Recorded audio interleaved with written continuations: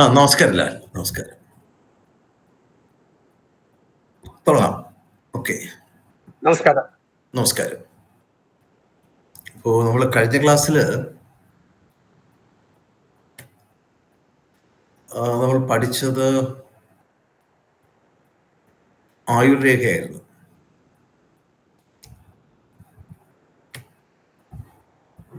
ആയുർരേഖ നമ്മൾ കഴിഞ്ഞ ക്ലാസ്സിൽ പഠിച്ചത്. ഒരു പ്രാവശ്യം ഇത് വായിച്ചോ നിങ്ങള്? ആരും ഒന്നും പറയുന്നില്ല. സർ വായിച്ചു. വായിച്ചു. സ്വന്തം കയ്യിലെ രേഖയെങ്കിലും നോക്കിയോ? കള്ളം പറയാതല്ല, ഒരു പ്രാവശ്യം നോക്കിയത് പറയാം, ഒന്നും മനസ്സിലായില്ല, അതുകൊണ്ട് മാറ്റി വെച്ചു. അങ്ങനെ പറഞ്ഞ ഇപ്പൊ എന്ത് ചെയ്യാനാ? അത് മനസ്സിലാതിരിക്കാൻ ഒന്നുമില്ലല്ലോ മാഷേ. മാഷ ഈ കൂട്ടത്തിൽ ഏറ്റവും നന്നായി കള്ളം പറയാൻ. അല്ല, എന്റെ കയ്യിലൊരു 10-60 രേഖകൾ കിടപ്പുണ്ട്. ഏതൊക്കെയാണെന്ന് എനിക്ക് പിടി കിട്ടുന്നില്ല. നമ്മൾ ഒറ്റ രേഖയിലേ പഠിച്ചുള്ളൂ, ആയുർരേഖ മാത്രമല്ലേ പഠിച്ചുള്ളൂ. ഞാൻ വേണേ ഫോട്ടോ എടുത്ത് കാണിച്ചു തരാം. അതാണ് അപ്പൊ മനസ്സിലാവും. അതല്ല, നമ്മളിപ്പോ ഒരു രേഖയെ പഠിച്ചിട്ടുള്ളൂ. ആ രേഖ ഒരു രേഖ എവിടെ കാണും, എങ്ങനെ കാണുമെന്ന് നമ്മൾ വ്യക്തമായി പറഞ്ഞു. ബാക്കി കിടക്കുന്ന ആളെ നമ്മൾ നോക്കണ്ട. ബാക്കി അവിടെ 100 രേഖ കിടക്കട്ടെ, നമ്മൾ അത് നോക്കണ്ട. ഈ പറഞ്ഞ ഒരു രേഖ മാത്രം നോക്കുക. ബിജു നോക്കിയായിരുന്നോ? നോക്കിയായിരുന്നു സാറേ. വായിച്ചോ? വായിച്ചു. നമ്മുടെ സ്വന്തം കയ്യെങ്കിലും നോക്കിയോ? സ്വന്തം കയ്യില് നോക്കി. എന്തെങ്കിലും ശരിയുണ്ടോ ആ പറയുന്ന കാര്യമായിട്ട്? അതില് ഏജ് കാൽക്കുലേറ്റ് ചെയ്ത് നമ്മൾ താഴെ മുതൽ അത് പിന്നീട് അത് പറഞ്ഞുതരാം. അപ്പൊ അത് വിട്ടേക്കും. വേറെ അല്ലെങ്കിൽ ഇപ്പൊ പറഞ്ഞുതരാം. ഇപ്പൊ കേട്ടോളൂ. ഒരു നെന്മണിയുടെ അകലം 7 വർഷം എന്നാണ് എടുക്കുക. രേഖകളുടെ നമ്മുടെ ആയുസ് കണക്കാക്കുന്നത് ഒരു നെന്മണി എടുത്ത് രേഖയിൽ വെച്ചാൽ അതിനുള്ള അകലം 7 വർഷം. അപ്പൊ 7 വർഷം എന്ന് പറയുമ്പോൾ നിങ്ങൾ നെന്മണിയും കൊണ്ട് കടക്കാൻ പറ്റൂല്ലോ ഇപ്പൊ അളക്കാൻ. അപ്പൊ നമ്മുടെ കണ്ണിനൊരു ധാരണ ഉണ്ടാവണം. ഒരു നെന്മണിയുടെ അകലം ഇത്ര. അപ്പൊ എത്ര നെന്മണിയുടെ അകലം ഇത് വരും, അതിനെ 7 കൊണ്ട് മൾട്ടിപ്പിൾ ചെയ്താൽ നമുക്ക് വയസ്സ് അപ്രോക്സിമേറ്റ് അല്ല, ആക്യുറേറ്റ് ആയി കണ്ടുപിടിക്കാൻ പറ്റും. അത് വലിയൊരു കാര്യമില്ല. പിന്നെ മറ്റൊന്ന്, വിരലിന്റെ നേരെ താഴെ വരച്ച് എന്നൊക്കെ ഏജ് കണക്കാക്കാൻ ഒരു രീതിയുണ്ട്. അത് ഞാൻ പറഞ്ഞു തരാം. ഇപ്പൊ തൽക്കാലം നിങ്ങൾ ഇത് മനസ്സിലാക്കുക. അതാണ് അതിന്റെ ഒരു ആധികാരികമായ രീതി. ഒരു നെന്മണിയുടെ അകലം 7 വർഷം എടുക്കുക. ഇപ്പൊ ക്ലിയർ ആയല്ലോ അത്? ഇത് രേഖ നിങ്ങൾ കൂടെ വായിച്ചു വരണം. വായിച്ചാൽ മാത്രം പോരാ, ആരുടെയെങ്കിലൊക്കെ കൈയൊക്കെ വെറുതെ പിടിച്ചെങ്കിലും ആ രേഖ ഒന്ന് മനസ്സിലാക്കണം. നിങ്ങൾ പരിചയപ്പെടാതിരുന്നാൽ അയാൾ ഒരിക്കലും നിങ്ങളുടെ അടുത്ത് പരിചയപ്പെടാൻ വരില്ല. നമ്മുടെ കയ്യിലെ ഒരു രേഖ മാത്രം നോക്കിയിട്ടും കാര്യമില്ല. നമുക്ക് ബന്ധുക്കളെയോ വീട്ടിലുള്ളവരെയോ പരിചയക്കാരുടെയൊക്കെ കൈ പിടിച്ച് രേഖ നോക്കിയിട്ട് ആ രേഖ നമ്മളെ ഒന്ന് മനസ്സിൽ കുറിച്ച് വെച്ചിട്ട് വന്നിട്ട് നോട്ടിൽ നോക്കുക. നോട്ടിൽ നോക്കുമ്പോൾ അതിന്റെ ക്യാരക്ടർ എന്താണെന്ന് നിങ്ങൾക്ക് നോട്ടിൽ നിന്ന് മനസ്സിലാവും. അത് അയാളുടെ കാര്യത്തിൽ എത്രമാത്രം ശരിയാണെന്ന് നിങ്ങൾക്ക് തന്നെ അറിയാൻ കഴിയുമല്ലോ. നിങ്ങൾക്ക് സ്വാഭാവികമായിട്ട് നിങ്ങൾക്ക് അറിയാൻ കഴിയും. അയാളെ കുറിച്ച് കുറെ കാര്യങ്ങൾ നിങ്ങൾക്ക് അറിയുന്ന ആളായിരിക്കും. അത്തരത്തിലൊരു ശ്രമം, അശ്രാന്ത പരിശ്രമം. ബന്ധുക്കളൊക്കെ വിളിച്ചു കൈയാണ്ടാന്ന് പറഞ്ഞാൽ ചിലപ്പോ അവർ അടിയരെന്ന് പറയാം. അങ്ങനെയൊന്നും തരില്ല. നിങ്ങൾക്ക് അറിയാമെന്ന് പറഞ്ഞാൽ അവർ കൈ ഇങ്ങോട്ട് കൊണ്ട് തരും മാഷേ. നിങ്ങൾക്ക് അറിയാമെന്ന് പറഞ്ഞാൽ അവർ കൈ ഇങ്ങോട്ട് നിങ്ങളെ പുറകെ കിടക്കും. ഒന്ന് നോക്കിത്താന്ന്. നിങ്ങൾ അറിയുക, ഞാൻ വർഷങ്ങൾ 1, 2, 3, 4, 5, 10 അല്ല, അത്രയും വർഷങ്ങൾ എൻ്റെ ഗുരുവിന്റെ വീട്ടിൽ ചെന്നിരുന്ന് കണ്ടും കേട്ടും പഠിച്ചതാണ്. ആ പഠിച്ച കാര്യങ്ങളാണ് നമ്മൾ ഒരു 6 മാസത്തെ ഒരു കോഴ്സിനിടയിൽ നിങ്ങൾക്ക് പറഞ്ഞു തരുന്നത്. നിങ്ങൾ ഇതിനു വേണ്ടി ചെലവഴിച്ച സമയം വെറും എത്രയാ, ഒരു 10-15 മണിക്കൂർ മാത്രമാണ്. അത്രേ ഉള്ളൂ. 10-15 അല്ലെങ്കിൽ 20 മണിക്കൂറാണ് നിങ്ങൾ ഇത് ചെലവഴിക്കുന്ന സമയം. ഞാൻ ചെലവഴിച്ച സമയം നിങ്ങൾക്ക് കണക്കാക്കി നോക്കുക. 10ലധികം വർഷം ഗുരുവിന്റെ വീട്ടിൽ ചെന്നിരുന്ന് കണ്ടും കേട്ടും പഠിച്ചതാണ്. അത്രയും ഒരു വർക്ക് അതിന്റെ പുറകിൽ നടത്തിയിട്ടുണ്ട് ഞാൻ മാത്രമല്ല എന്നെ പോലുള്ളവർ. അപ്പൊ നിങ്ങളും അത്തരത്തിലുള്ള സാറേ അങ്ങനെ 10 കൊല്ലം കൊണ്ട് സാറ് പഠിച്ച കേസ് ഈ 6 മാസം കൊണ്ട് ഞങ്ങൾ എന്തോ പഠിക്കും സാറേ? സാറ് തന്നെ പറ. അത് ഞാൻ കാച്ചിക്കുറുക്കി നിങ്ങൾക്ക് തന്നൊക്കെയാണ്. എനിക്കിപ്പം എന്റെ ഗുരുവിന്റെ അടുത്ത് തന്നിരിക്കുമ്പോൾ ഒരു ദിവസം 1 കയ്യോ 2 കയ്യോ ആണ് കിട്ടുന്നത്. നിങ്ങൾക്ക് ഞാൻ ഇപ്പൊ ഒരു ആയുർവേദം ഞാൻ പഠിച്ച അത്രയും എനിക്ക് കിട്ടണമെങ്കിൽ എത്ര മാസം അവിടെ പോയിരുന്നാൽ അത്രയും പോയിന്റ്സ് എനിക്ക് കിട്ടും. നിങ്ങൾക്ക് 1 മണിക്കൂർ കൊണ്ട് അത്രയും പോയിന്റ്സ് ഞാൻ പറഞ്ഞു തന്നു. നിങ്ങൾ അതാണ് അറിയേണ്ടത്. എനിക്ക് അനുഭവത്തിലൂടെ അത്രയും പോയിന്റ്സ് കിട്ടാൻ മാസങ്ങളാണ് ഞാൻ ചെലവഴിച്ചത്. മാസങ്ങൾ ചെലവഴിച്ചപ്പോഴാണ് എനിക്ക് അത്രയും പോയിന്റ്സുകൾ കിട്ടിയത്. നിങ്ങൾ ആ മാസങ്ങൾ ചെലവഴിക്കാതെ 1 മണിക്കൂർ ചെലവഴിച്ചപ്പോൾ അത്രയും പോയിന്റ്സ് വിത്ത് ഡയഗ്രാം ഞാൻ നിങ്ങൾക്ക് തരികയാണ് ചെയ്തത്. അതുകൊണ്ട് ആശങ്കയുടെ പ്രശ്നം അതിനകത്തില്ല, സംശയത്തിന്റെ പ്രശ്നം. സാർ ഒരു കാര്യമുണ്ട്. സാറ് ഗുരുവിന്റെ അടുക്ക പോയി ഇരുന്ന് കണ്ടും കേട്ടും പഠിക്കുന്നതും നമ്മൾ ഓൺലൈനിൽ കൂടെ പഠിക്കുന്നതും തമ്മിൽ ഒരു ചെറിയ വ്യത്യാസം ഇല്ലേ സാർ? നമുക്ക് എപ്പോഴെങ്കിലും ഒരു ക്ലാസ് എങ്കിലും നേരിട്ട് വെച്ചാൽ വളരെ നന്നായിരിക്കും. നിങ്ങൾ എല്ലാവരും വന്നാൽ ലാൽ സാർ അതിന് തയ്യാറുമാണ്. നിങ്ങളത് തയ്യാറാകുക എന്നുള്ളതാണ്. അത് നിങ്ങൾ തയ്യാറായിട്ട് ഒരു പ്ലാൻ ഇട്ട് ലാൽ സാറിന് പറഞ്ഞാൽ ലാൽ സാർ ഇത് കോർഡിനേറ്റ് ചെയ്യും. അക്കാര്യത്തിൽ ഒരു ബുദ്ധിമുട്ട് അദ്ദേഹത്തിനില്ല. ഞാൻ പറഞ്ഞത് നിങ്ങൾ മനസ്സിലാക്കേണ്ടത് സ്വന്തം കയ്യിൽ നോക്കുന്നതോടൊപ്പം തന്നെ മറ്റുള്ളവരുടെ കയ്യിലും പിടിച്ചു നോക്കുക. അങ്ങനെ ഒരു ശ്രമം നമ്മൾ അതിന്റെ പുറകിൽ ഉണ്ടാവണം. അല്ലാതെ നമ്മളിപ്പം മറ്റേ നോവൽ വായിക്കുന്ന പോലെയോ അല്ലെങ്കിൽ മറ്റ് സാഹിത്യങ്ങൾ വായിക്കുന്ന പോലെയോ ഇത് വായിച്ച് മനസ്സിലാക്കാൻ പറ്റുന്നില്ല. കാണുക കൂടെ വേണം, അതിനൊരു മനസ്സ് വേണം. ലാഘവത്തോട് എടുത്താൽ ഇത് പറ്റില്ല. ഇത് ഞാൻ 1ാമത്തെ ക്ലാസ്സിൽ പറഞ്ഞതാണ് നിങ്ങളോട്. ഞാൻ ഇപ്പോഴ് നമ്മളെ ക്ലാസ് സമാപിക്കുമ്പോഴും ഞാൻ നിങ്ങളോട് പറയുന്നതാണ്, ഇതിന് പുറകിലൊരു എഫർട്ട്. ആ പോയിന്റ്സ് മാത്രം വായിച്ചു പഠിച്ചു വെച്ചിട്ട് കാര്യമില്ല. അത് ആൾക്കാരുടെ കയ്യിൽ കൂടെ കണ്ട് ഉറപ്പിക്കണം. ഇത് ഞാൻ ചെയ്യുമെന്ന് വാശി വെച്ച് കഴിഞ്ഞാൽ ഉറപ്പായി നിങ്ങൾക്ക് ചെയ്യാൻ പറ്റും. നമ്മുടെ ലാൽ മാഷൊക്കെ അങ്ങനെ വാശി വെച്ച് പഠിച്ചവരാണ്. നമ്മൾ ഈ ക്ലാസ് കോർഡിനേറ്റ് ചെയ്യുന്ന ലാൽ മാഷ് എൻ്റെ ക്ലാസ്സിൽ ഉണ്ടായിരുന്ന ആളാണ്. വാശി വെച്ച് പഠിച്ച ആൾക്കാരാണ് അവരൊക്കെ. അതുകൊണ്ട് അത്തരത്തിലൊരു വാശി നിങ്ങളുടെ ഭാഗത്തുനിന്ന് വരണം. അത് കഴിയില്ല എന്ന് പറഞ്ഞ് വെച്ച് കളയരുത്. കഴിയില്ല എന്ന് പറഞ്ഞാൽ കഴിയില്ല തന്നെയാണ്, ഒരു സംശയം അക്കാര്യത്തിൽ വേണ്ട. ശരി, നമുക്ക് ക്ലാസ്സിലേക്ക് വരാം. നമ്മൾ ഇന്ന് പഠിക്കുന്നത് ഹാർട്ട് ലൈൻ ആണ്, ഹൃദയരേഖ. ഹൃദയരേഖ നമ്മുടെ കയ്യില് 4 മണ്ഡലങ്ങളിലൂടെ സഞ്ചരിക്കുന്ന ഒരു രേഖയാണ്.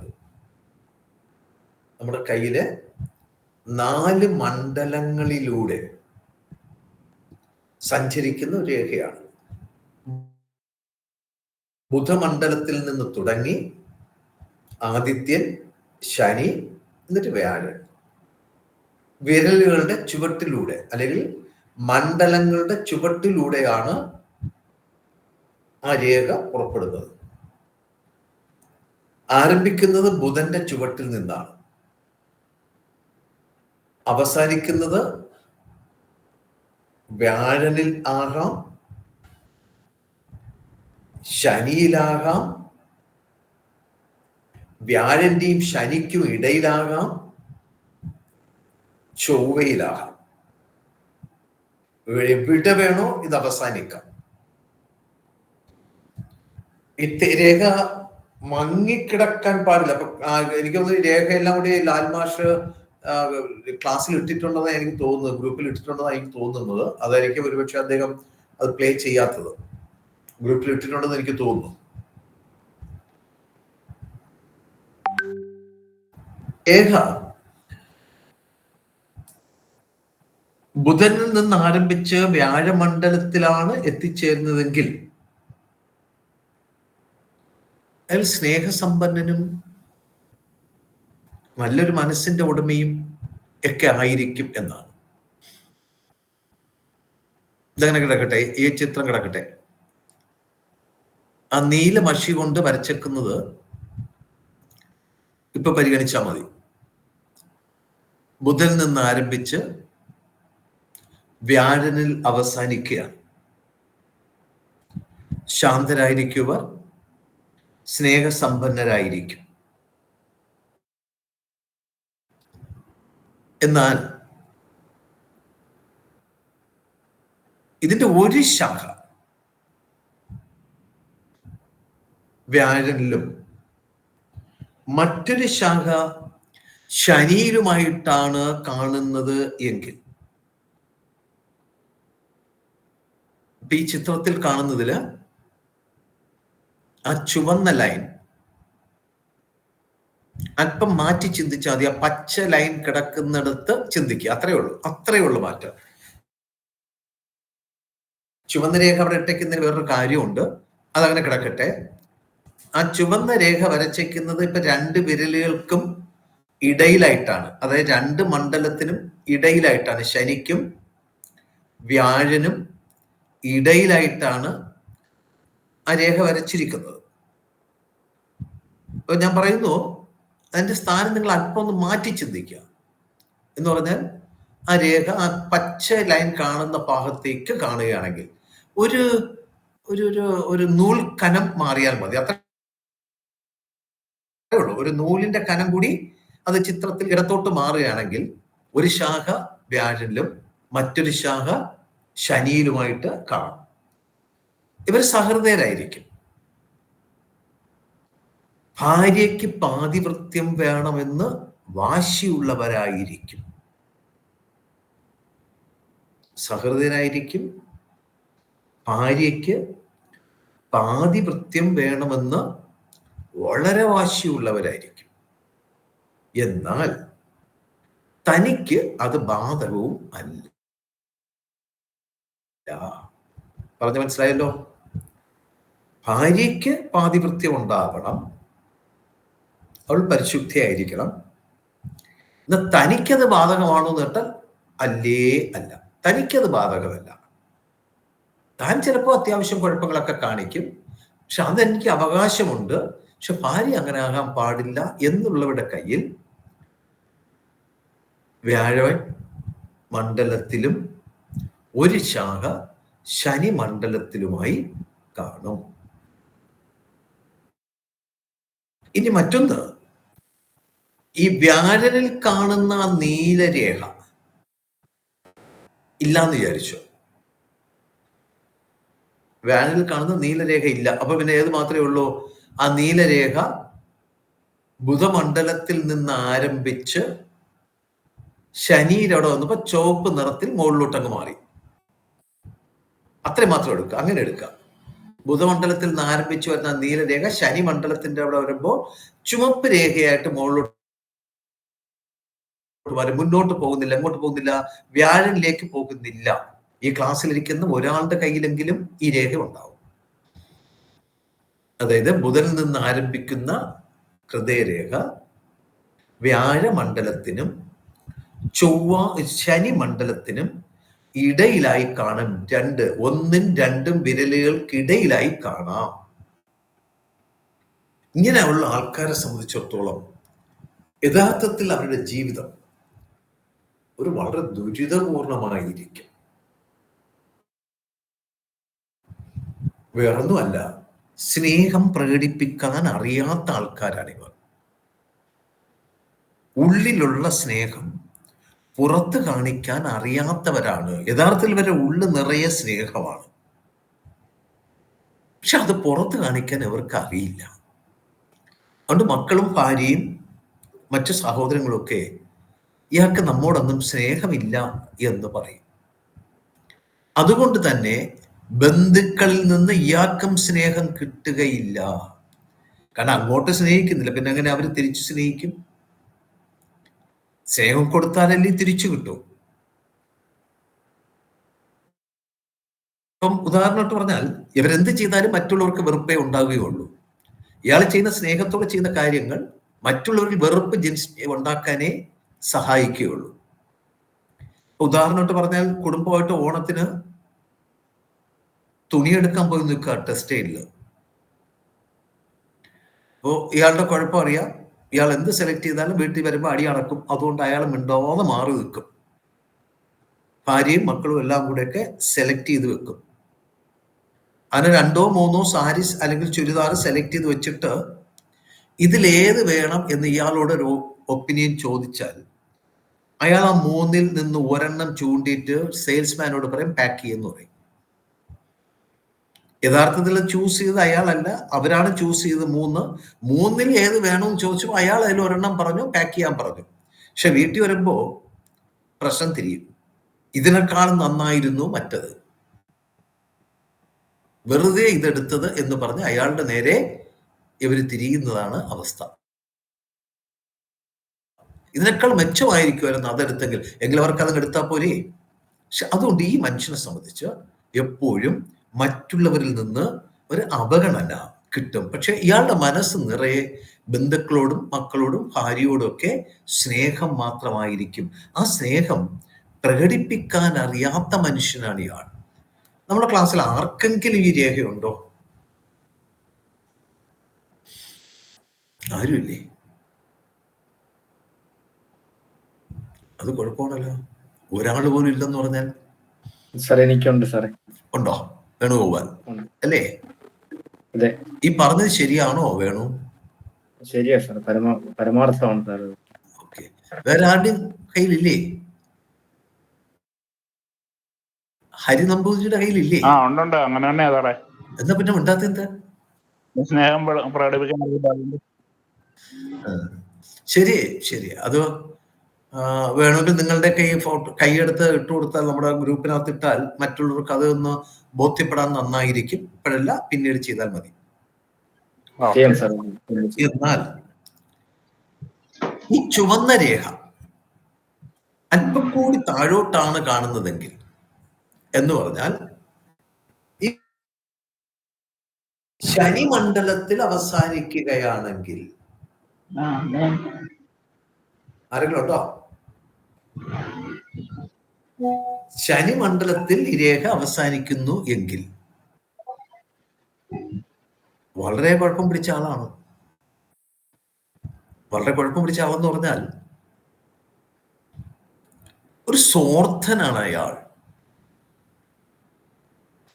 തൻ്റെ ഏത് പ്രവൃത്തിയും തനിക്ക് ഗുണമുണ്ടാകുന്നതാണോ എന്ന് ശ്രദ്ധിച്ചു നോക്കി ചെയ്യുന്ന ഒരാൾ. അല്ലെങ്കിൽ താൻ ചെയ്യുന്ന ഏതൊരു ഇതല്ല, ഇത് വേണ്ട, ഇതുമല്ല, ഇതുമല്ല, ഇത് തന്നെ. താൻ ചെയ്യുന്ന ഏതൊരു പ്രവൃത്തിയും തനിക്ക് ഗുണപ്രദമായി തീരുമോ, തനിക്കതിൽ നിന്ന് ഗുണമുണ്ടാകുമോ എന്നതിനപ്പുറത്തേക്ക് ഒരു കാര്യം, പരോപകാരം എന്ന് പറയുന്നതൊന്നും അവർക്ക് അറിയാത്തതാണ്. അവർക്കറിയാത്ത, യഥാർത്ഥത്തിൽ അവർ സ്വാർത്ഥരെന്ന് അവർക്കറിയില്ല. അവരുടെ പ്രവൃത്തി അങ്ങനെയാണ്. ഇപ്പോ ഒരു ജോലി അയാൾ ഒരാളെ കൊണ്ട് ചെയ്യിപ്പിക്കുകയാണ്. കോൺട്രാക്ട് പറഞ്ഞാൽ ചെയ്യാന്ന് വിചാരിച്ചു.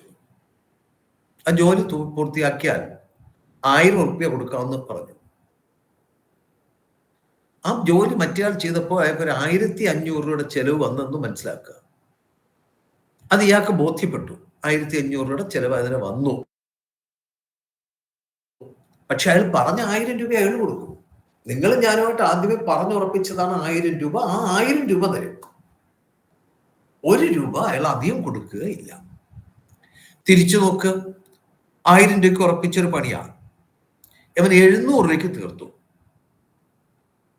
അയാൾക്കറിയാം ഇവൻ 700 രൂപയുടെ പണിയെ അതിനകത്തായിട്ടുള്ളൂ. പക്ഷെ അയാൾ 1000 രൂപയും കൊടുക്കും. ആ ഉറപ്പായിട്ട് പറഞ്ഞ 1000 രൂപ അയാൾ ഉറപ്പായിട്ട് കൊടുക്കും. കടപ്പാട് ആരോടും അവശേഷിപ്പിക്കുകയില്ല. കടപ്പാട് ആരോടും അവശേഷിപ്പിക്കാത്ത ഒരാളായിരിക്കും ഇത്. ആരെന്ത് സഹായം ചെയ്താലും അപ്പോൾ അതിന്റെ പ്രതിഫലം കൊടുത്തിരിക്കും. അക്കാര്യത്തിൽ വളരെ കണിശക്കാരനാണ്. കൊടുക്കാം എന്ന് പറയുന്ന കാര്യം അയാൾ കൃത്യമായി കൊടുത്തിരിക്കും. അധികം പ്രതീക്ഷ ആർക്കും വേണ്ട. നിങ്ങൾക്ക് ഞാൻ പണ്ടിങ്ങനെ ഒരു സഹായം ചെയ്തില്ലേ, എനിക്ക് തിരിച്ചൊരു സഹായം വേണം എന്ന് പറഞ്ഞ അയാളെടുത്ത് എന്നാ പറയും, അന്ന് സഹായിച്ചെങ്കിൽ അതിന്റെ കാര്യവും നീ പറ്റിയിട്ട് പോയല്ലോ, അതിന്റെ കൂലിയെ നീ വാങ്ങിയില്ലേ, പിന്നെ ഇനിയിപ്പോ എന്തിനാ എന്ന്. അയാൾ അക്കാര്യത്തിൽ കടപ്പാട് ആരോടും സൂക്ഷിക്കാത്ത മനുഷ്യനായിരിക്കും ഇയാൾ. മനസ്സിലായി തോന്നുന്നു. ഇനി മറ്റൊന്ന്, വ്യാഴനിൽ വരുന്ന ഹൃദയരേഖയ്ക്ക് 2 ശാഖകൾ ഉണ്ടാകാം. വ്യാഴനിൽ വരുന്ന ഹൃദയരേഖയ്ക്ക് വ്യാഴനിൽ വെച്ച് 2 ശാഖ വരാം. ഇപ്പൊ ഹൃദയരേഖയ്ക്ക് വ്യാഴനിൽ വെച്ച് 2 ശാഖ വരികയാണെങ്കിൽ, നമ്മൾ നേരത്തെ 2 ശാഖ പറഞ്ഞു, പക്ഷെ ഒന്ന് ശനിയിലും ഒന്ന് വ്യാഴനിലും ആയിരുന്നു. ഇത് അതല്ല പറയുന്നത്. ഈ 2 ശാഖയും വ്യാഴമണ്ഡലത്തിലാണ് കാണുന്നതെങ്കിൽ അയാൾ ഭാഗ്യവാനാണ് എന്ന് പറയണം. ഈ ചിത്രത്തിൽ 3 ശാഖയാണ് കാണുന്നത്, 2 അല്ല 3 കാണുന്നത്. 3 ശാഖയാണ് ഉള്ളത് എങ്കിൽ മഹാഭാഗ്യവാനാണെന്ന് പറയണം. വ്യാഴമണ്ഡലത്തിൽ ഹൃദയരേഖയ്ക്ക് 2 ശാഖകൾ ഉണ്ടായാൽ ഭാഗ്യവാനെന്നും, അത് 3 ശാഖയായി മാറിയാൽ മഹാഭാഗ്യവാനാണെന്നും പറയണം. മഹാഭാഗ്യവാൻ. അപൂർവം. നിങ്ങൾ ചിലപ്പോൾ ഒരു 1000 പേരുടെ കൈ പരിശോധിച്ചാൽ ചിലപ്പോൾ അതിൽ ഒരാളിന്റെ കയ്യിൽ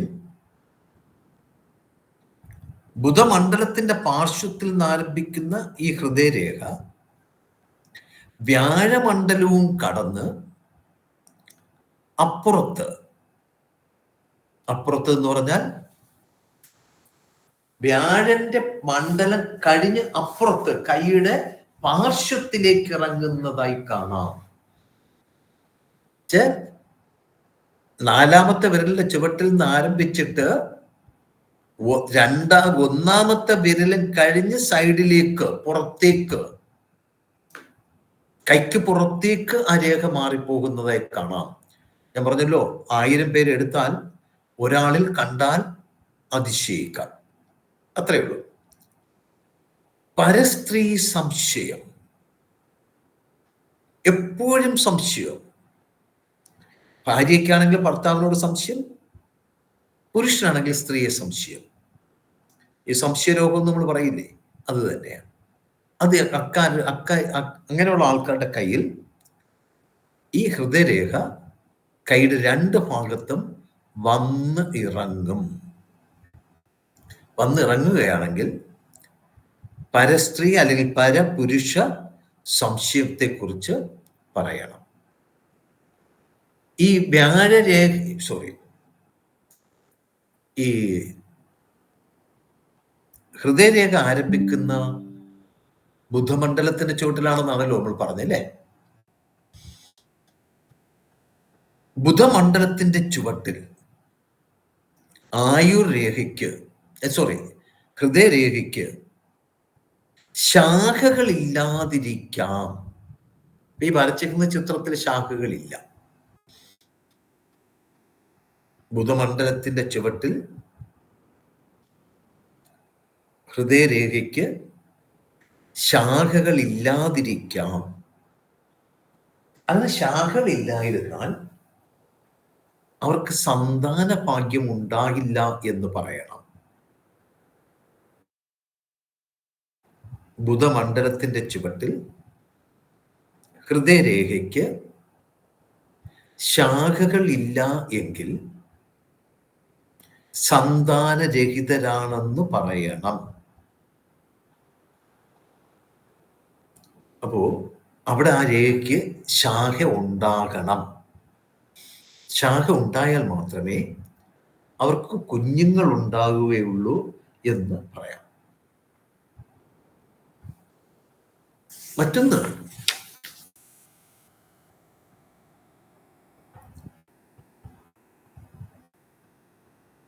ഈ ബുധമണ്ഡലത്തിന്റെ താഴെ മറ്റൊരു ചിത്രം ഇടാമോ? ശനിയുടെ താഴെ ഹൃദയരേഖ മുറിഞ്ഞതായ ഒരു ചിത്രമുണ്ട്.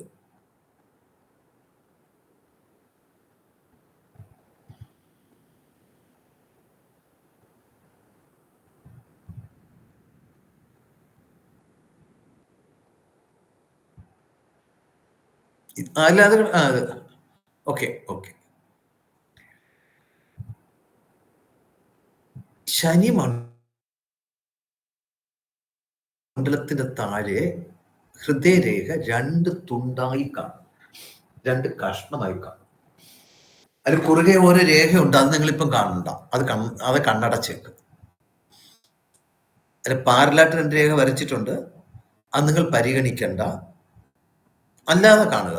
ആ രേഖ 2 കഷ്ണമായി 2ആയി കിടക്കുകയാണെങ്കിൽ അയാൾ കാർഡിയാക് അറസ്റ്റ് വന്ന് കാണുന്ന സമയത്ത് കാർഡിയാക് അറസ്റ്റ് വന്ന് മരണം സംഭവിക്കും. Immediate attack.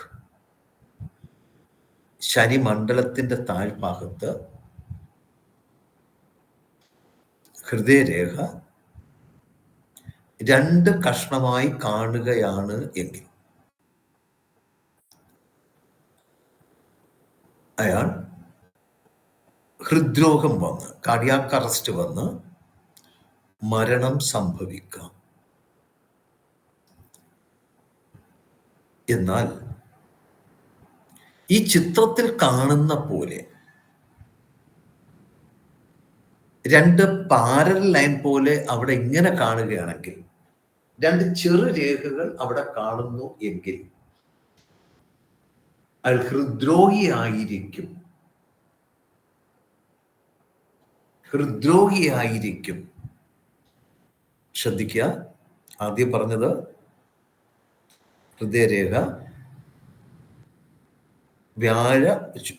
ശനി മണ്ഡലത്തിന്റെ കീഴ്ഭാഗത്ത് വെച്ച് 2ആയി മുറിയുകയും ആ മുറിഞ്ഞ ഓരോ ഭാഗത്ത് ഓരോ ചെറു രേഖ ഇതുപോലെ കാണുകയും ചെയ്താൽ ഹൃദ്രോഗിയാണ്, ഹൃദയ സംബന്ധമായ രോഗമുള്ളയാളാണ് എന്ന് പറയണം. എന്നാൽ പാരൽ രേഖ ഇല്ല എങ്കിൽ കാർഡിയാക് അറസ്റ്റ് വന്ന് പെട്ടെന്ന് മരണം സംഭവിക്കും.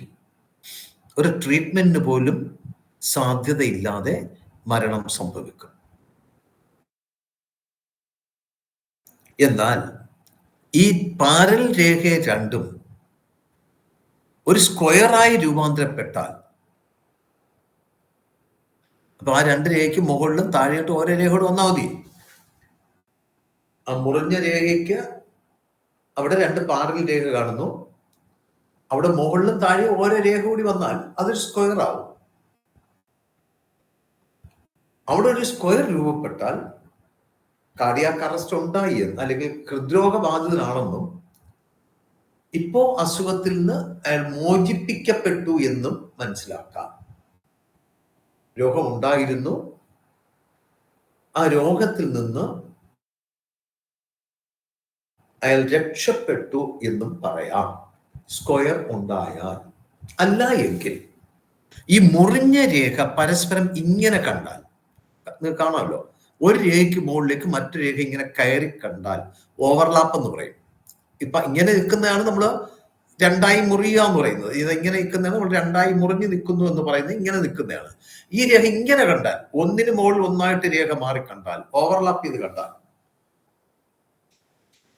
ഹൃദ്രോഗബാധ ഉണ്ടായി എന്നും രക്ഷപ്പെട്ടു എന്നും പറയണം. രേഖ ഓവർലാപ്പ് ചെയ്ത് കണ്ടാൽ ഹൃദ്രോഗബാധ ഉണ്ടായി എന്നും അയാൾ രക്ഷപ്പെട്ടു എന്നും പറയണം. അപ്പൊ ഹൃദ്രോഗം കണ്ടെത്താൻ നമുക്ക് ഏറ്റവും എളുപ്പമുള്ള ഒരു വഴിയാണ് ഈ പറഞ്ഞത്. ഒരാളുടെ കയ്യിൽ ഹൃദ്രോഗമുണ്ടോ ഇല്ലേ എന്ന് കണ്ടെത്താൻ. അതുപോലെ തന്നെയാണ് ഇപ്പോ ഈ കാണുന്ന രേഖയും. ആ രേഖ ചങ്ങല പോലെയാണ് കാണുന്നത്.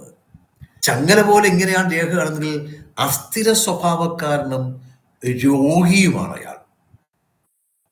അസ്ഥിര സ്വഭാവക്കാരനാണ്, ഹൃദ്രോഗിയാണ്, അയാൾക്ക് നെഞ്ചുരോഗം വരാം, അയാൾക്കില്ലാത്ത രോഗങ്ങളൊന്നുമില്ല, ഹൃദയ സംബന്ധമായ രോഗം ഉറപ്പായിട്ടുള്ള മനുഷ്യനാണ് അയാൾ എന്ന് പറയണം.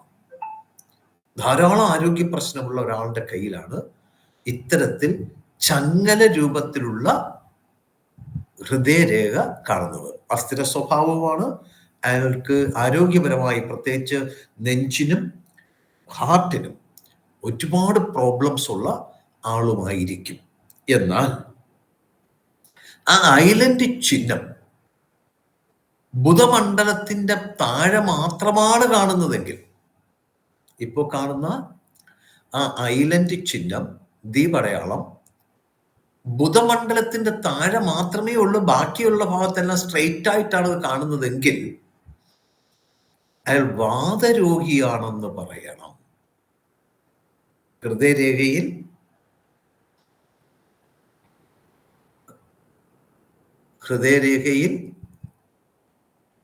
ഐലൻഡ് കാണുക.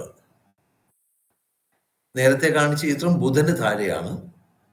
ഇപ്പൊ കിടക്കുന്ന ചിത്രത്തിൽ ആദിത്യന് താഴെയാണ്. ഇത് ചിഹ്നിച്ചേറിയ ഹൃദയരേഖയ്ക്ക് ഉദാഹരണം കൂടിയാണ് ഈ കാണിച്ചേക്കുന്നത്.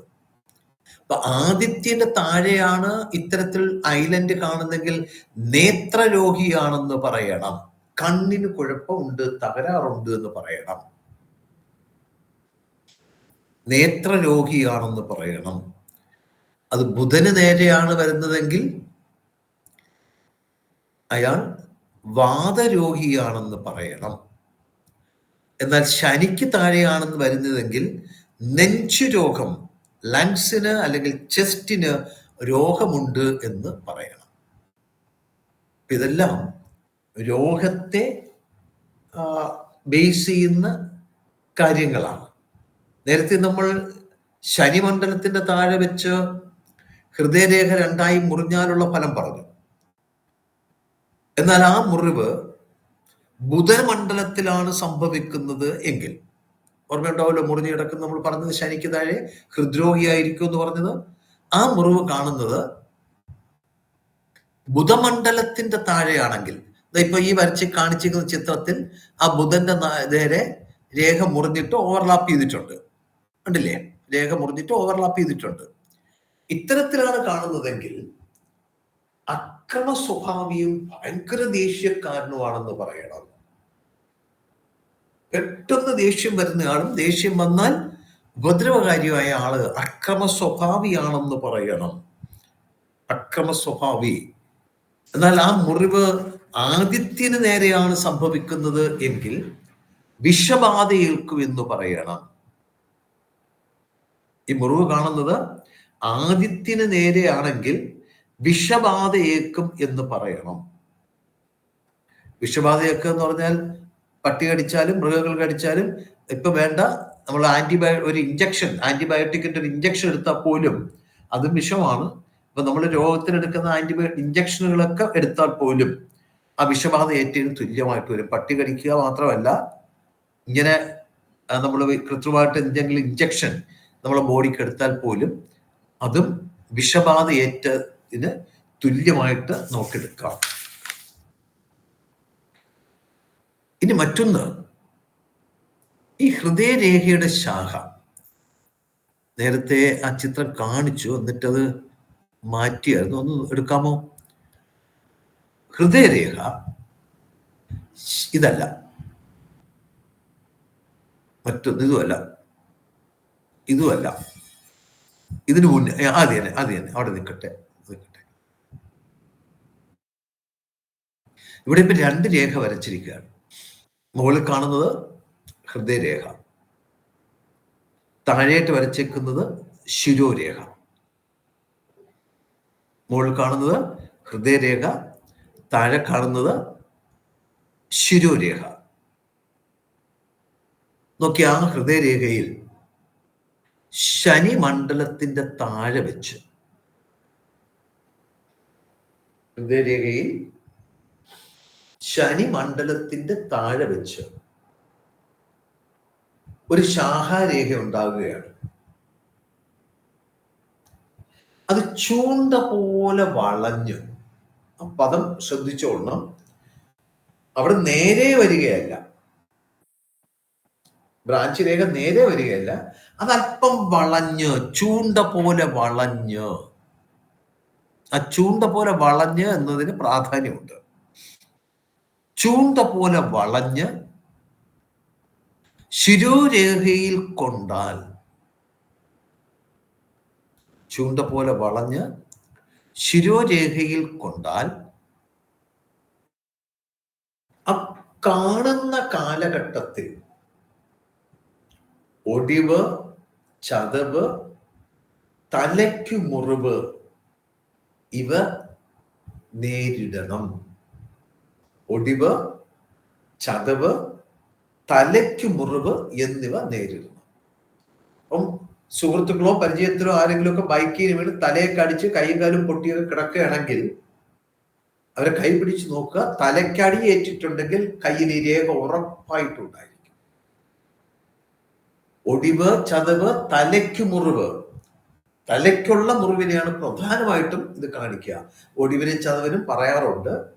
പക്ഷെ തലയ്ക്ക് മുറിവുണ്ടാകുന്നത് ഉറപ്പായും നമുക്ക് പറയാൻ കഴിയുന്ന ഒരു ഫലമാണ്. ഒരു തെറ്റും അതിനകത്ത് ഇല്ല. അപ്പോൾ നിങ്ങളുടെ കൂട്ടത്തിൽ ആർക്കെങ്കിലും തലയ്ക്ക് മുറിവേറ്റ ആരെങ്കിലും ഹോസ്പിറ്റൽ ചികിത്സ കഴിഞ്ഞിട്ടുണ്ടെങ്കിൽ പിടിച്ചു നോക്കിയാൽ അവരുടെ കയ്യിൽ ശനിമണ്ഡലത്തിന്റെ താഴ്ഭാഗത്ത് നിന്ന് ചൂണ്ട പോലെ വളഞ്ഞ ഒരു രേഖ, ഒരു ശാഖാരേഖ ശിരോരേഖയിൽ വന്ന് ചേരുന്നു, ചേർന്നിരിക്കുന്നതായിട്ട് നിങ്ങൾക്ക് കാണാം. ഉറപ്പായിട്ട് നിങ്ങൾക്ക് അയാളോട് പറയാം, ആക്സിഡന്റിനെ നേരിട്ടിട്ടുണ്ട്. ഒടിവുണ്ടാവാം, ചതവുണ്ടാവാം, പ്രധാനമായിട്ടും തലയ്ക്ക് മുറിവുണ്ടാവാം, തലയ്ക്കടിയേക്കാം. അങ്ങനെ ഫലത്തെയാണ് അത് സൂചിപ്പിക്കുന്നത്. ഇതൊക്കെ നിങ്ങൾക്ക് നിങ്ങളുടെ പരിചയത്തിലുള്ള ആൾക്കാരുടെ കൈ തന്നെ പിടിച്ച് നിങ്ങൾക്ക് അതിന്റെ ഫലം പറയാൻ കഴിയുന്നതാണ്. അങ്ങനെ പറയാൻ നിങ്ങൾ ശ്രമിക്കുകയും വേണം. ഇതിന് മുന്നേ ഒരു ചിത്രം കാണിച്ചു, അതിലേക്ക് വരാമോ? ഇപ്പൊ ഇത് ഇട്ടപ്പോൾ ഇതിന്റെ മുന്നേ ഇതല്ല, ഇതുമല്ല, അതെ തന്നെ, അത് ഇരിക്കട്ടെ. ഇതിൽ നോക്കിയേ, ആ ബുധമണ്ഡലത്തിന്റെ താഴെ ഹൃദയരേഖയിൽ ആ ശാഖ ഉണ്ടോ? രണ്ടായി പിരിഞ്ഞിരിക്കുന്നത്. ഇപ്പുറത്തോട്ടുള്ള മണ്ഡലത്തിലുള്ള ശാഖ നിങ്ങൾ കാണണ്ട. ഏറ്റവും ആദ്യം കാണുന്ന ആ ശാഖ, ഏറ്റവും ആദ്യം. അതിന്റെ പിന്നീട് ഇങ്ങോട്ടുള്ള ശാഖകൾ നിങ്ങൾ പരിഗണിക്കണ്ട. അതാണ് ഞാൻ നേരത്തെ പറഞ്ഞത്. ഈ ശാഖാരേഖ ഇല്ലാത്തവരുണ്ടെങ്കിൽ അവർ സന്താനരഹിതരായിരിക്കും. അപ്പൊ ഇങ്ങനെ ശാഖാരേഖ, ആ രണ്ട് ഞാൻ ഉദ്ദേശിച്ചത് ഏറ്റവും ആദ്യം കാണുന്ന ആ രണ്ടായി ബൈഫർക്കേറ്റ് ചെയ്തിരിക്കുന്നതാണ്. ഇങ്ങോട്ട് തുടർന്നുള്ള ബൈഫർക്കേഷൻ നിങ്ങൾ പരിഗണിക്കേണ്ട. ഈ ചിത്രത്തിൽ ഹൃദയരേഖയുടെ ഒരു ശാഖ അവിടെ നിന്ന് വളഞ്ഞ് നേരെ ചന്ദ്രമണ്ഡലത്തിൽ വന്ന് നിൽക്കുന്നു. ഹൃദയരേഖയുടെ ശാഖ അത് എവിടെ വെച്ചും ആരംഭിക്കാം. അപ്പൊ അതിനകത്ത് ചിത്രത്തിൽ ഏകദേശം ശനിമണ്ഡലത്തിന്റെ ഇപ്പുറത്ത് വെച്ചാണ് ആരംഭിച്ചിരിക്കുന്നത്. അവിടെ വെച്ച് തന്നെ വേണമെന്നില്ല, ഇപ്പുറത്തായാലും കുഴപ്പമില്ല. അവിടെ നിന്ന് വളഞ്ഞ് അല്പം താഴ്ന്ന് നേരെ ചന്ദ്രമണ്ഡലത്തിൽ എത്തിച്ചേരുകയാണ്. അങ്ങനെ ചന്ദ്രമണ്ഡലത്തിൽ എത്തിച്ചേരുന്നു എങ്കിൽ അയാൾ കൊലപാതകിയായി തീരും. ഹൃദയരേഖയുടെ ശാഖ അവിടെ നിന്ന്, ആ രേഖയിൽ നിന്ന് വേർപെട്ട് ചന്ദ്രമണ്ഡലത്തിൽ വന്നെത്തുന്നു എങ്കിൽ അയാൾ കൊലപാതകിയായി തീരും. അപ്പൊ കയ്യിൽ എന്തൊക്കെ തന്നെ ഗുണമുണ്ടെങ്കിലും അയാൾ വളരെ ശ്രദ്ധിച്ചില്ലെങ്കിൽ, അറിഞ്ഞുകൊണ്ടോ അറിയാതെയോ, അയാൾ കൊലപാതകം ചെയ്യാൻ കാരണക്കാരനായി തീരും. ഇനി ചിത്രത്തിൽ വരയ്ക്കാത്തൊരു രേഖ ഞാൻ നിങ്ങളോട് പറയാം. നമ്മുടെ കയ്യിൽ ഏറ്റവും മുകളിൽ കാണുന്ന രേഖയാണ് ഹൃദയരേഖ എന്ന് പറഞ്ഞത്. അതിന്റെ താഴെ കാണുന്ന രേഖ എന്ന് പറയുന്നത് ശിരോരേഖയാണ്. തായ് വിരലിന് ചുവട്ടിലേക്ക് കാണുന്ന രേഖ എന്ന് പറയുന്നത് ആയുർരേഖയാണ്. ഇപ്പൊ പറഞ്ഞ മൂന്ന് മനസ്സിലായല്ലോ. ഏറ്റവും മുകളിൽ കാണുന്ന ഹൃദയരേഖ, മധ്യത്തിൽ കാണുന്നത് ശിരോരേഖ, തായ് വിരലിന് ചുറ്റി കാണുന്നത് ആയുർരേഖ.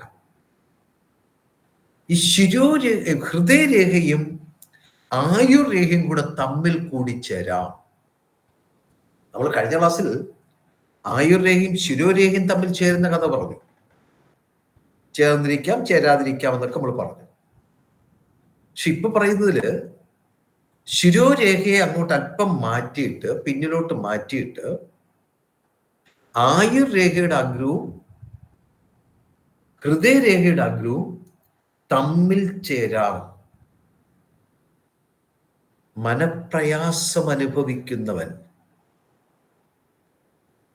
പ്രവൃത്തിക്ക് തക്ക പ്രതിഫലം കിട്ടാത്തവൻ, അയാൾ മനപ്രയാസത്തിന് കാരണം അത് തന്നെയാണ്.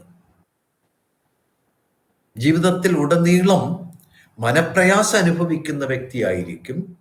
പിന്നെയോ പ്രവൃത്തിക്കൊത്ത പ്രതിഫലം ഒരിക്കലും ലഭിക്കുകയില്ല. പ്രവൃത്തിക്കൊത്ത പ്രതിഫലം ഒരിക്കലും ലഭിക്കുകയില്ല. വളരെ ബുദ്ധിമുട്ടുള്ള ഒരു ഇതാണല്ലേ. ഒരാൾ തന്നെ കഴിവിനനുസരിച്ച് ജോലി ചെയ്താൽ ആ ജോലിക്കുള്ള അംഗീകാരമോ അതിനനുസരിച്ചുള്ള പ്രതിഫലമോ അയാൾക്കൊരിക്കലും ഉണ്ടാകുകയില്ല. ഇത്രയുമാണ് പ്രധാനമായിട്ടും ഹൃദയരേഖയെക്കുറിച്ച് പറയാനുള്ളത്. അതിൽ ഒരു കാര്യം കൂടെ പറഞ്ഞ് നമുക്ക് തൽക്കാലം ഇന്നത്തേക്ക് ഇത് അവസാനിപ്പിക്കാം. അതായത് ഹൃദയരേഖയുടെ മുകൾ വശത്ത്,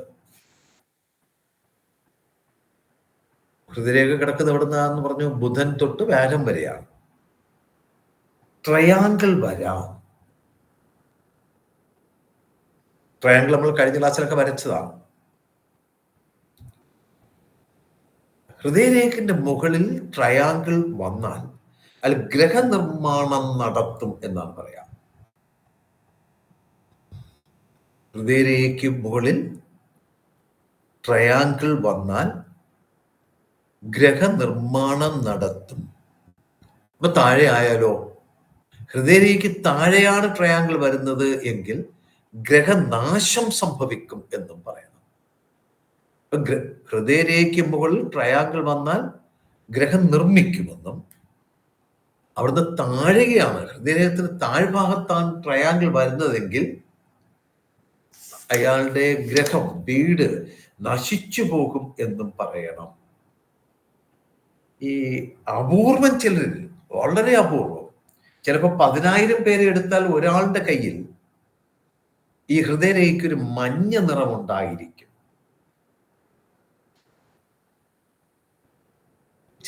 സാധാരണ രേഖകൾ ഞാൻ പറഞ്ഞല്ലോ തേൻ വർണ്ണത്തിലുണ്ടാവും. ഇതല്ല, ഒരു മഞ്ഞളിപ്പ് നമ്മൾ പറയാറില്ലേ, ഒരു യെല്ലോയിഷ്, ഒരു യെല്ലോ ടച്ച് അതിനുണ്ടായിരിക്കുമെങ്കിൽ ഉറപ്പായിട്ട് അയാൾ ഹൃദ്രോഹിയാണെന്ന് പറയാം. എന്നാൽ ഒരു നീല ടച്ചാണ് ഉള്ളതെങ്കിൽ, ബ്ലൂ ടച്ച്, അയാൾ കരൾ രോഗിയാണെന്ന് പറയാം. മഞ്ഞയാണെങ്കിൽ ഹൃദ്രോഗമെന്നും നീലയാണെങ്കിൽ കരൾ രോഗിയാണെന്നും പറയാം. ഈ ട്രയാങ്കിളിന് ഗ്രഹം പണിയും എന്നതിനേക്കാൾ ഉപരി മറ്റൊരു സ്റ്റേറ്റ്മെന്റ് കൂടിയുണ്ട്, ലോക പ്രശസ്തനാകുക എന്ന് കൂടിയുണ്ട്. ലോക പ്രശസ്തനാകുക, ഹൃദയരേഖയ്ക്ക് മുകളിൽ ട്രയാങ്കിൾ വന്നാൽ ലോക പ്രശസ്തനായി തീരും എന്നാണ് പറയാം. ഇത്രയുമാണ് പ്രധാനമായിട്ടും ഹൃദയരേഖയെക്കുറിച്ച് നമുക്ക് പറയാനുള്ളത്. ഏറ്റവും പ്രധാനപ്പെട്ട എല്ലാ പോയിന്റ്സും വന്ന് ഇതിനകത്ത് ചിലപ്പോൾ കുഴികൾ വരാം. മറ്റ് രേഖകൾ വരാം, ആയുർരേഖകൾ പറഞ്ഞ് കുഴി വരുമെന്ന് പറഞ്ഞ പോലെ ഇയാളുടെ കുഴി വരാം. അത് ഹൃദ്രോഗത്തെ സൂചിപ്പിക്കുന്നതാണ്. ഇത്രയുമാണ് പ്രധാനമായിട്ടും നമ്മൾ ഈ രേഖയെക്കുറിച്ച് പറയുക. ഏത് രേഖയെക്കുറിച്ച്? ഹൃദയരേഖയെക്കുറിച്ച് പറയാം. പക്ഷെ ഇന്ന് പറഞ്ഞപ്പോൾ സ്വഭാവം പറയുന്നതോടൊപ്പം തന്നെ ധാരാളം രോഗത്തിന്റെ ലക്ഷണവും നമ്മൾ പറഞ്ഞിട്ടുണ്ട്. നിങ്ങൾ ശ്രദ്ധിക്കേണ്ടതാണത്. നമ്മൾ വെറും രേഖയും രേഖയുടെ സ്വഭാവവും മാത്രമല്ല ഇന്ന് ഞാൻ നിങ്ങൾക്ക് പറഞ്ഞു തന്നത്. ഞാൻ ഇന്ന് നിങ്ങൾക്ക് പറഞ്ഞു തന്നത് രോഗങ്ങൾ കൂടെ കണ്ടുപിടിക്കാവുന്ന കാര്യമാണ്. അത്ര വേഗത്തിൽ നിങ്ങൾക്ക് ഒരാളുടെ കയ്യിൽ നിന്ന് കിട്ടുന്ന ഒരു കാര്യമല്ല അത് ഓർമ്മിക്കുക. കാരണം രേഖയുടെ സ്വഭാവം മാത്രം പറഞ്ഞു പോയാൽ മതി. ആ രേഖയും രോഗങ്ങളുമായിട്ടുള്ള ആ മെഡിക്കൽ പാമിസ്ട്രിയിലേക്ക് പോകേണ്ട കാര്യമില്ല. പക്ഷെ നമ്മളിവിടെ കൃത്യമായിട്ട് നമ്മൾ ആ കാര്യങ്ങൾ, ഈ പറഞ്ഞ എല്ലാ രോഗങ്ങളും നിങ്ങൾക്ക് നിങ്ങളുടെ പരിചയക്കാരിൽ കണ്ടെത്താൻ കഴിയുന്ന രോഗങ്ങളും കൂടെയാണ്. ഹൃദ്രോഗികളായിരുന്നാലും, കരൾ രോഗിയായിരുന്നാലും, വാതരോഗിയായിരുന്നാലും, നേത്രരോഗിയായിരുന്നാലും, അതുകൊണ്ട് ആക്സിഡന്റിൽ പെട്ട് തലയ്ക്ക് പൊട്ടലേറ്റതോ മുറിവേറ്റതായിരുന്നാലും, ഇതെല്ലാം തന്നെ നമ്മുടെ ചുറ്റും നിത്യജീവിതത്തിൽ എന്നും കാണാൻ കഴിയുന്ന ആൾക്കാരാണ്. അപ്പൊ എന്നും കാണാൻ കഴിയുന്ന ആൾക്കാരെ കൈപിടിച്ചാൽ നിങ്ങൾക്ക് ഈ പറഞ്ഞ കാര്യങ്ങൾ ഈസി ആയിട്ട് നിങ്ങൾക്ക് മനസ്സിലാക്കാനും കഴിയും. അപ്പൊ ഈ രേഖയ്ക്ക് വളരെ പ്രാധാന്യമുണ്ട്. ഒരാളിന് വരാൻ പോകുന്ന രോഗത്തെക്കുറിച്ച് നമുക്ക് മുന്നറിവ് കൊടുക്കുവാൻ കഴിയും. അവരുടെ നമുക്ക് പറയാൻ പറ്റും, നിനക്ക് ഇങ്ങനെ ഒരു രോഗം വരാൻ സാധ്യതയുണ്ട്, അതുകൊണ്ട് നീ ഒന്ന് ശ്രദ്ധിച്ചോ എന്ന് നമുക്ക് അയാൾ അഡ്വൈസ് ചെയ്യാൻ പറ്റും.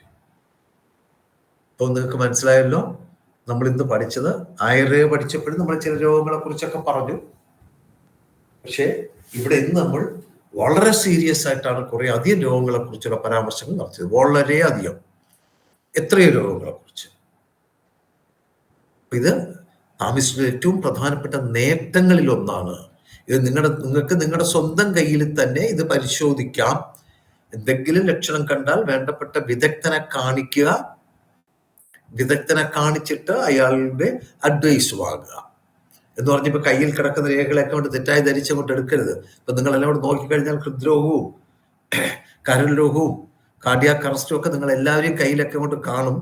അത് ആദ്യം രോഗമുള്ളവരെ കൈ കണ്ട് അതൊന്ന് ഉറപ്പ് വരുത്തുക എങ്ങനെ ഇരിക്കുമെന്ന്, എന്നിട്ട് സ്വന്തം കയ്യിൽ പരിശോധിക്കുക. മനസ്സിലായോ ഞാൻ ഇന്ന് പറഞ്ഞ അത്രയും കാര്യങ്ങൾ? ഒരുപാട് വലിയ തീക്ഷ്ണമായ കാര്യങ്ങളൊന്നും ഞാൻ പറഞ്ഞില്ല, ലളിതമായ കാര്യങ്ങളാണ് പറഞ്ഞത്. ഹലോ, മനസ്സിലായോ? മനസ്സിലായി. അപ്പോ തീക്ഷ്ണമായ കാര്യങ്ങളൊന്നുമില്ല. കാരണം പിക്ചറെല്ലാം നിങ്ങളിൽ ഇട്ടിട്ടുണ്ട് അദ്ദേഹം. ആ പിക്ചറെല്ലാം കൊള്ളാം. ഓരോരുത്തർക്ക് അസുഖം ഉണ്ടാവെന്ന് പറയുന്നതാണ് തീക്ഷ്ണമല്ലാത്ത നിസ്സാര കാര്യം. എങ്ങനെ? ഞങ്ങൾക്ക് മനസ്സിലായില്ല. ഈ ഓരോരുത്തർക്ക് അസുഖം ഉണ്ടാകുന്ന കാര്യം പറയുന്നതാണ് നിസ്സാര കാര്യം. അത് തീക്ഷ്ണമായ കാര്യമല്ലേ? തീക്ഷ്ണമായ കാര്യമാണോ? ഒരാളിന് അസുഖം വരുന്നതിന് മുമ്പ് പറഞ്ഞു കൊടുക്കാൻ കഴിഞ്ഞാൽ വലിയ കാര്യമല്ലേ? നിങ്ങൾക്ക് ഇന്ന അസുഖം വരും, ഒന്ന് ശ്രദ്ധിച്ചോ എന്നൊക്കെ അവരോട് പറഞ്ഞുകൂടെ? അവര് അഡ്വൈസ് അല്ലേ അത്? ഇപ്പൊ ഞാൻ നിങ്ങളോട് പറഞ്ഞത് നിസ്സാരമായിട്ട് കണ്ടുപിടിക്കാമെന്നാണ് ഞാൻ പറഞ്ഞത്. ഇത് കണ്ടുപിടിക്കുക നിങ്ങളെ സംബന്ധിച്ച് നിസ്സാരമാണ് എന്നാണ് ഞാൻ പറഞ്ഞത്. അസുഖം വരുന്നത് നിസ്സാര കാര്യമൊന്നല്ല. ഞാൻ ഇന്ന് പറഞ്ഞ അസുഖം മുഴുവൻ നിങ്ങൾക്ക് കണ്ടുപിടിക്കാൻ നിസ്സാരമാണ്. കാരണം നിങ്ങളുടെ ചുറ്റും, നിങ്ങളുടെ ഏറ്റവും അടുത്ത പരിചയത്തിൽ ഇത്തരത്തിൽ രോഗമുള്ള ആൾക്കാരുണ്ട്. അത്രയേ ഉള്ളൂ. നിങ്ങളെ പരിചയത്തിലോ നിങ്ങളുടെ സുഹൃത്തുക്കളായിട്ടോ നിങ്ങൾക്ക് അറിയുന്നവരുടെയിലോ അവർക്ക് ഇങ്ങനെ രോഗമുള്ളവരുണ്ട്. നിങ്ങൾക്ക് അവര് പോലും അറിയാതെ അവരെ കൈ ഒന്ന് പതുക്കെ പിടിച്ച് നോക്കിയിട്ട് നിങ്ങൾക്ക് അതൊന്ന് കൺഫേം ചെയ്യാം. ഞാൻ അതാണ് നിസ്സാരം എന്ന് ഞാൻ പറഞ്ഞത്. നിസ്സാരമായി മനസ്സിലാക്കാം.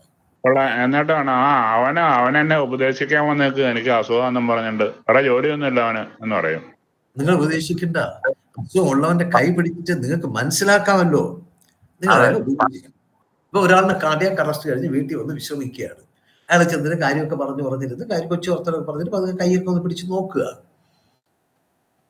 ആ കൈയൊക്കെ ഒന്ന് പിടിച്ച് നോക്കുക. ഞാൻ ഒരു കാര്യം നോക്കാനാണെന്ന് പറഞ്ഞ് നോക്കുക.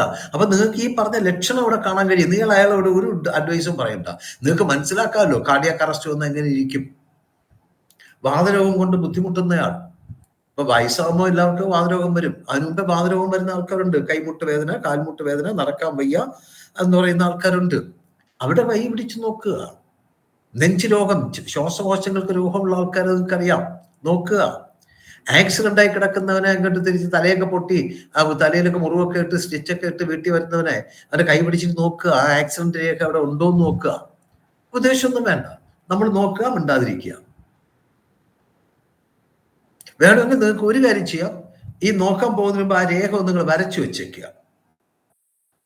നിങ്ങളുടെ പോക്കറ്റിലൊരു പേപ്പറിൽ ആ രേഖ ഒന്ന് അടയാളപ്പെടുത്തി വരച്ചു വെച്ചിട്ട് പോയി നോക്കുക. നോക്കിയിട്ട് കണ്ട് കൺഫേം ആയി കഴിഞ്ഞാൽ ഒരു പക്ഷേ അയാൾ ചോദിക്കും എന്താണ്. അപ്പൊ പറയാ, ഞാൻ നിന്റെ കയ്യിലെ രേഖ ഒന്ന് നോക്കിയാണ്. അത് എന്തിനു നോക്കി? ഞാൻ വരുന്നതിന് മുമ്പ് നിന്റെ കയ്യിലെ രേഖ ഞാൻ വരച്ചാണ് വന്നത്. ഞാൻ വരച്ച രേഖ ഇത് ഇങ്ങനെയാണ്, അതുപോലെ നിന്റെ കയ്യിലും ഉണ്ട്, ഇത് ഇന്നതിന്റെ ലക്ഷണമാണ് എന്ന് പറഞ്ഞു കൊടുക്കുക. അത്ര തന്നെ. അത് അയാൾ ചോദിച്ചില്ലെങ്കിൽ അത് വേണ്ട. നമ്മൾ മനസ്സിലാക്കി ഇതൊക്കെ വഴികളുള്ളൂ നമുക്ക് പഠിക്കാൻ. ഈ ഹൃദ്രോഗമൊക്കെ കൺഫേം ചെയ്തത് 100 കണക്കിന് ഹൃദ്രോഗികളുടെ കൈ നോക്കിയിട്ട് കൺഫേം ചെയ്ത കാര്യമാണ്. തിയറിയിൽ പറയുന്നുണ്ട്. പക്ഷെ തിയറിയിൽ അത് പറയുമ്പോഴും ഞങ്ങളൊക്കെ 100 കണക്കിന് കൈ നോക്കി അത് കൺഫേം ചെയ്ത കാര്യങ്ങളാണ്. ഇങ്ങനെ കാണും. നിങ്ങൾ വിചാരിക്കും അത്രയും എളുപ്പമല്ല, ഇന്നത്തെ പോലെ അത്രയും എളുപ്പമല്ല. ഞങ്ങളിത് പഠിച്ച കാലത്ത്, ഞാൻ മാത്രമല്ല എന്നോടൊപ്പം പഠിച്ചവരൊക്കെ പഠിച്ച കാലത്ത് ഇത്രയൊന്നും രോഗികളെ കിട്ടാൻ ബുദ്ധിമുട്ടുള്ള കാലഘട്ടമാണ്. രോഗി ഉണ്ടെന്നറിഞ്ഞാൽ ആ വീട്ടിൽ പോകും. അന്ന് മൊബൈൽ ഫോണൊന്നും ഇല്ല, അതും കൂടെ അറിയണം ഫോട്ടോ എടുത്തിട്ട് വരാൻ. അവിടെ ചെന്ന് പരിചയം സ്ഥാപിച്ച് കാര്യങ്ങളൊക്കെ പറഞ്ഞിട്ട് കൈ നോക്കിക്കോട്ടെ എന്ന് കേട്ടിട്ട് കൈ പിടിച്ച് നോക്കുക, മിണ്ടാതെ പോരും. നമ്മളത് കൺഫേം ചെയ്തിട്ട് പോരും. അങ്ങനെയാണ്. അവർ ചിലപ്പോൾ ക്യൂരിയോസിറ്റിയോട് ചോദിക്കും, എന്തിനാ എൻ്റെ കൈ നോക്കിയത്? അല്ല, ഇങ്ങനെ ഈ രോഗം വരുന്നവരുടെ കയ്യിലൊരു ലക്ഷണമുണ്ടെന്ന് ഞങ്ങൾ പഠിച്ചിട്ടുണ്ട്, അത് ശരിയാണോ നോക്കിയതാണ്. അത് ഏത് ലക്ഷണം എന്ന് പറഞ്ഞാൽ കയ്യിരിക്കുന്ന ചിത്രം അങ്ങോട്ട് കാണിച്ചു കൊടുക്കുകയാണ്. അപ്പൊ ഇതാണ് ആ ചിത്രം, അത് നിങ്ങളുടെ കയ്യിലും അതുപോലെ ഉണ്ട്, അതുകൊണ്ട് പറഞ്ഞതാണ്. അത്ര തന്നെ. അപ്പൊ അയാൾക്കൊരു ഇരട്ടി വിശ്വാസം വരും നിങ്ങളിൽ. അത് ഒന്ന് നമുക്ക് എസ്റ്റാബ്ലിഷ് ചെയ്യാനുള്ളൊരു അവസരമാണ്. 2 നമുക്ക് അതിനേക്കാൾ ഉപരി നമുക്ക് പഠിക്കാനുള്ളൊരു അവസരമാണ്. അത്തരത്തിൽ പഠിച്ചെടുക്കാനേ പറ്റൂ. അല്ല, ഞാൻ ഒരിക്കൽ പറഞ്ഞില്ലേ, 1ാമത്തെ ക്ലാസ്സിൽ പറഞ്ഞു, ഞാൻ പറയുന്ന ഒരു കാര്യവും നിങ്ങൾക്ക് ഒരാളുടെ കയ്യിലും കാണാൻ കഴിയില്ല. പക്ഷെ ഞാൻ പറയാത്ത കാര്യങ്ങളൊന്നും ആരുടെ കയ്യിലും ഉണ്ടാകുകയില്ല എന്ന് പറഞ്ഞു. ഇപ്പൊ നമ്മൾ പറയുന്ന പോലെ ഒരു രേഖ ഒരാളുടെ കയ്യിൽ ഉണ്ടാവില്ല. പക്ഷെ നമ്മൾ പറഞ്ഞതുപോലുള്ള രേഖകളായിരിക്കും അതിനകത്ത് കാണുകയും ചെയ്യുന്നത്. പക്ഷെ പൂർണ്ണമായിട്ടും അങ്ങനെ ആയിരിക്കില്ലെന്നാണ് അതിൻ്റെ അർത്ഥം. അപ്പൊ അത് നമ്മൾ നിത്യജീവിതത്തിൽ, നമ്മളിപ്പം 10ഓ 20ഓ സ്റ്റേറ്റ്മെന്റ് ആണ് നമ്മൾ പഠിച്ചത്. പക്ഷേ കോടിക്കണക്കിന് ആൾക്കാരാണ് ഉള്ളത്. ആ കയ്യിൽ കോടിക്കണക്കിന് രേഖകളുമാണ് ഉള്ളത്. ഓരോ രേഖയും ഒന്നിനൊന്ന് വ്യത്യസ്തമായിരിക്കും. പക്ഷെ അതിനൊക്കെ ഒരു ഏക രൂപം ഉണ്ടാവും. ആ ഏക രൂപം കണ്ട് മനസ്സിലാക്കുകയാണ് ഒരു പാമിസ്ട്രി സ്റ്റുഡൻറ് എന്നുള്ള നിലയിൽ നിങ്ങൾ ചെയ്യേണ്ടത്. ഞാൻ പറഞ്ഞത് നിങ്ങൾക്ക് ക്ലിയർ ആയി തോന്നുന്നു. ഇന്നിപ്പോ സമയം ഒരുപാടായി. നമുക്ക് നോട്ട്സ് അടുത്ത ക്ലാസ്സിൽ എഴുതാം. അടുത്ത ക്ലാസ്സിൽ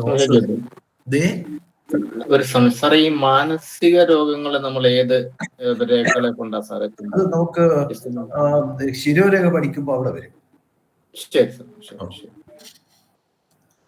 ഓക്കെ, നമുക്ക് അടുത്ത ദിവസം നോട്ട്സ് എഴുതാം. Good night. Thank you.